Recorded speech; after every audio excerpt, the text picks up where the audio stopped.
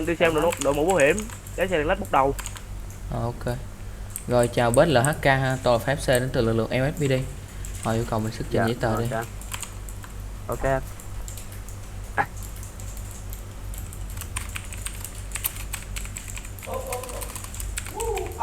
Trừ kỳ bên khỏi cần nhân phòng mới được.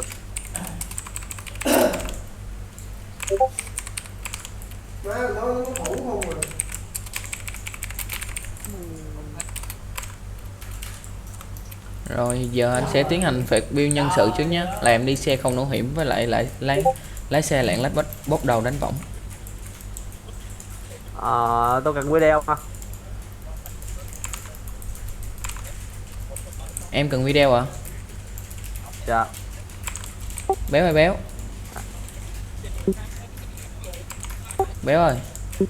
Sao Nãy trên đường nhiều quá chứ Có video lạng lách, có video nó bốc đầu không kìa, cho nó xem. có đầy đủ. Gửi video lên luôn nha, gửi cái nó tấn công siêu anh lên luôn đi. tại nào nó hoài không cảm xíu. Tàn trữ khí trái phép. Không hiểu sao vô đây mà.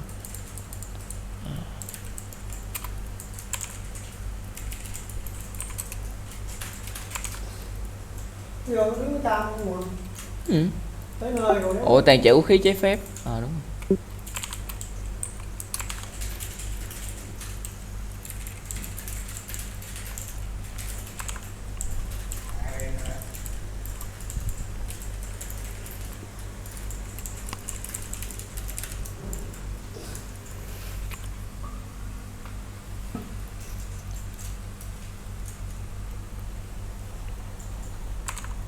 Gửi chưa béo ơi? Đợi xíu tôi cắt cái video qua cái. Ok. Bớt ơi đợi xíu nha, đang cắt video á bớt ơi. Ok, em bình thường mà, tại não cái vàng tí thôi. Ok.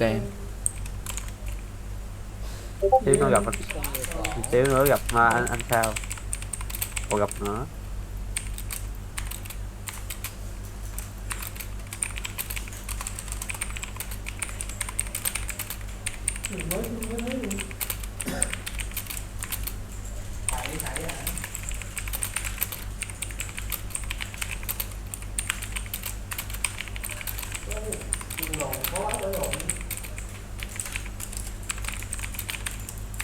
Ê, vậy mày ăn đồng xu á, mày để tới mày gặp đứng chỗ thôi. Không, mày thấy những đồng xu của nó mà.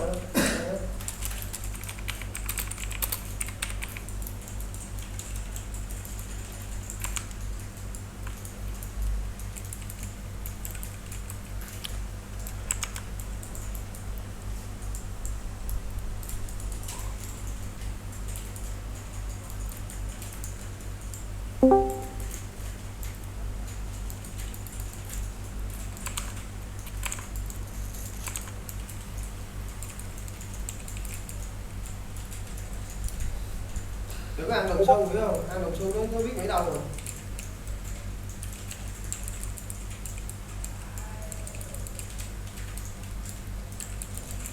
Có gì đợi xíu nha bớt, có gì xíu. Bác ơi em gửi cho bằng chứng vi phạm tắt tên vô bác. Ok. Bé ơi đợi xíu nha, đang cắt video ra. Tí nó hiện ra liên tục luôn. Anh Diêu, Ok béo. anh Diêu. Diêu anh. Cái đồng xu về nó có nhỏ ra ngoài luôn. Ok, cái này Ủa Thôi anh, thôi anh Giang ơi, thôi anh Giang. Tức ra hửi. gì cơ? Tức ra hửi. Tí nữa Mà ăn đồng xu về tao đang cái kia nó đi đợi tao đi phơi quần áo xong đấy. Từ cái con cặc.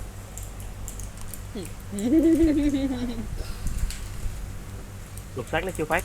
đừng có ăn nữa mà cho Chưa xem video lấy gì lục xác người ta được. Gửi video lên chưa? Chưa, đang sức nè, 40% rồi. Phải gửi cho người ta xem video xong mới lục xác đồ được chứ.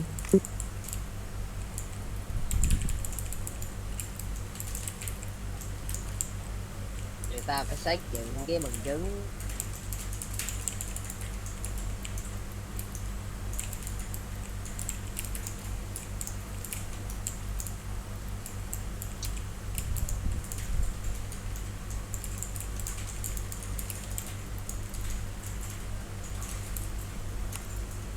Nhưng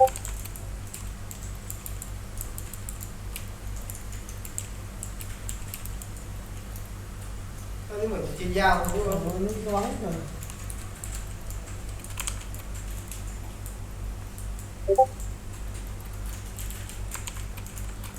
Đến xíu nha bớt ơi, cái video đang lên á, tại máy hơi lắc á, tại máy hơi yếu xíu, có gì thông cảm nha.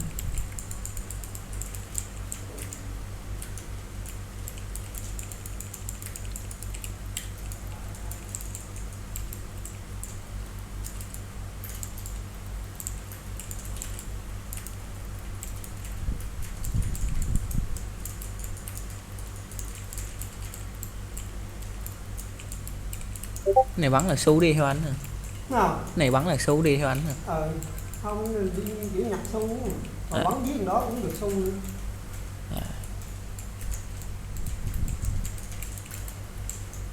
Trời.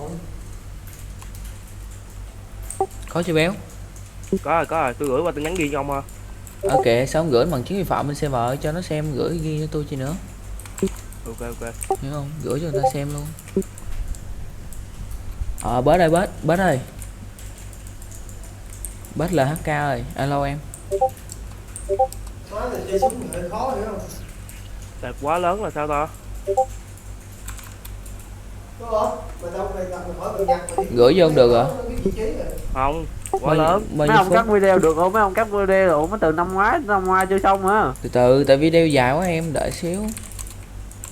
Tới 5 phút mấy lận. Gì cắt cái gì lâu vậy? Cắt cái khúc mà nó bốc đầu với lại cái khúc nó bắn béo là được rồi, cắt chia 5 phút mấy vậy? Nguyên video luôn á. Rảnh gì ba. Hiểu từ cắt không? Ý là tôi cắt ra nguyên khúc á, từ lúc chia đuổi luôn á. Khỏi cần cắt cái khúc mà thấy nó bốc đầu là được rồi, với lại cái khúc nó bắn là được. Cắt chia cho dài vậy hả? Cắt vậy tiệp lớn là đúng rồi.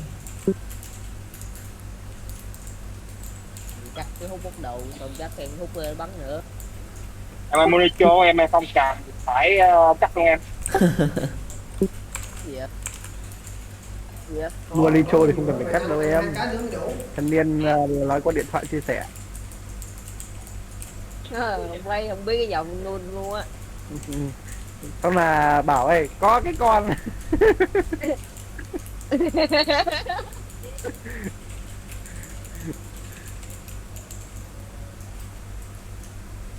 Trời.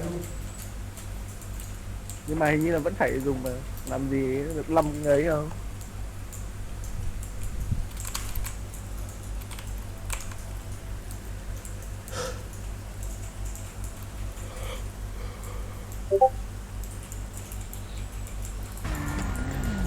Ok, cái này Phát lên.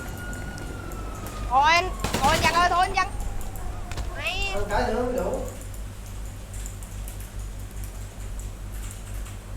Hôm qua lúc em kêu Khoa để ra hỗ trợ anh. Nó không ra cái mình đem chơi luôn. Vậy luôn. rồi nó phát ơi, kêu lên coi phát ơi. Ok. Bớt ơi, video lên nữa, lên bằng chứng vi phạm xem đi bớt.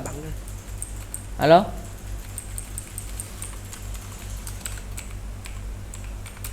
Gì Video bốc đầu Dạ. lên rồi đó, bạn lên, em lên bằng chứng vi phạm bên server em xem đi. Okay, anh. Còn cái khúc bắn thì để anh cắt cái nha.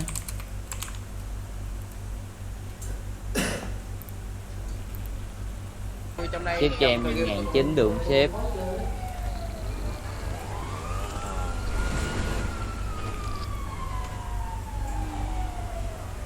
Sếp ơi.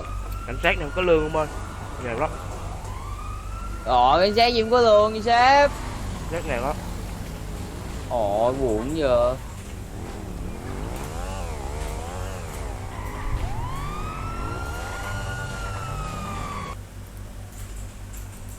Đó, mốt Chơi béo xong rồi cắt. anh ơi.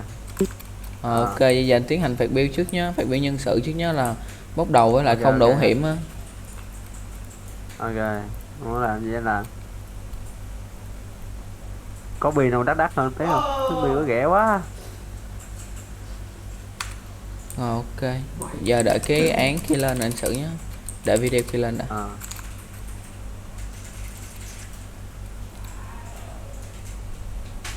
Có cần cái video đó bắn không Phát ơi? Có chứ, không cần video bắn sao xử. Thì để gửi luôn.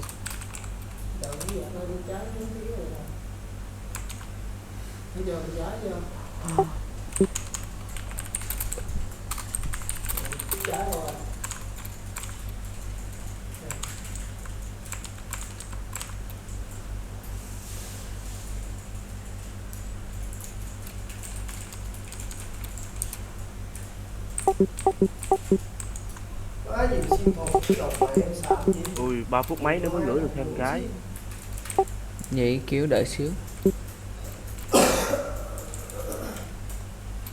Bớt ơi đợi 3 phút nữa nhé, tại vì video kia mới gửi lên phải đợi thời gian chờ á. Ok.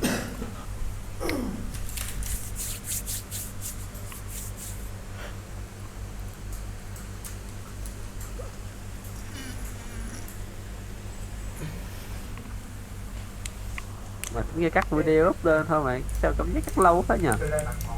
Tại máy của đồng chí Béo này nó lag á, em thông cảm.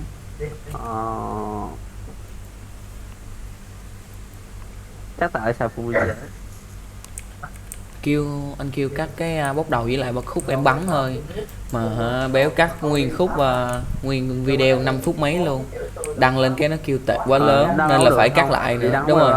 Đúng rồi nên là phải cắt lại lần nữa, hiểu không? Nếu mà nó muốn đăng kiểu đó phải đăng lên YouTube. Đúng rồi, Xong mới cái nguồn link đưa qua. Tại tôi cắt tới 5 phút mấy lần nguyên hành trình luôn. Cắt đâu gần vậy đâu. Gà cũng hay ha. Bốc đầu là Nói cây thực sự mới sao sao nó còn chắc quá mà vẫn lại không chút gì nào. Thật sự hơi buồn. Phải ở đâu, phải ở chiếc Béo đâu nghĩ em xuống xe cầm súng luôn đâu. đúng Tự đâu rồi. xuống xe phải móc súng ra nữa. Đâu nghĩ gì đâu. Sếp ơi không phải ai cũng dễ dụ chứ à. Tưởng đồng chí đồ tưởng anh đồ hợp tác đồ. Hợp tác này nó lạ lắm anh à. Đúng rồi. rồi video được bao nhiêu phút mà Béo? Được còn mấy phút nữa? Thôi khỏi đi, xử. Vậy anh xử luôn nhé. Ok. Tính làm khó tí thôi mà. Ok giờ vậy anh tiến hành lục soát người mình nhé. Dạ. Rồi tịch thu giáp với đạn nhé.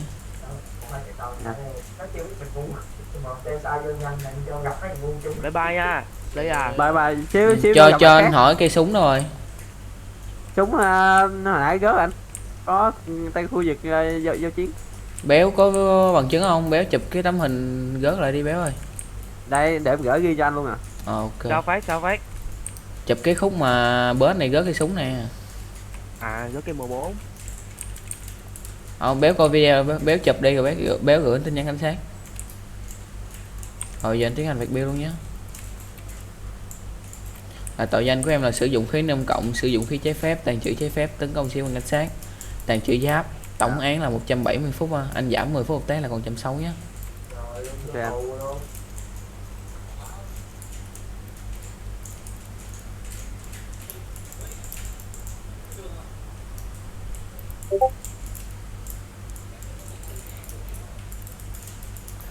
Rồi Alex Vando di chuyển ra ngoài đi bạn ơi. Dạ. Xíu nữa gặp nhau sao? Tầm 10 phút sau gặp lại. Chơi khác à? Thôi giờ anh bố tù nhé. Rồi Phát ơi. Ok Béo.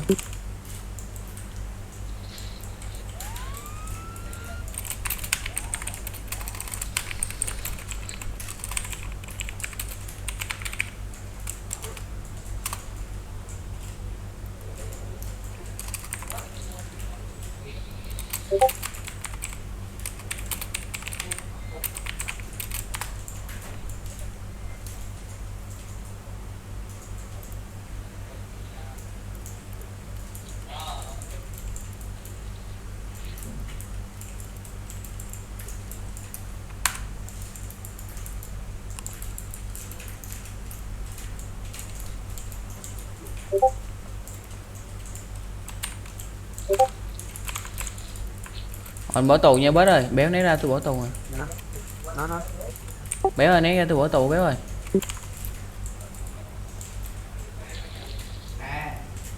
Yêu cầu anh này đi ra ngoài nha anh ơi. cộng đầu đem ra ngoài luôn anh ơi, cho tội đột nhập đồ anh ơi.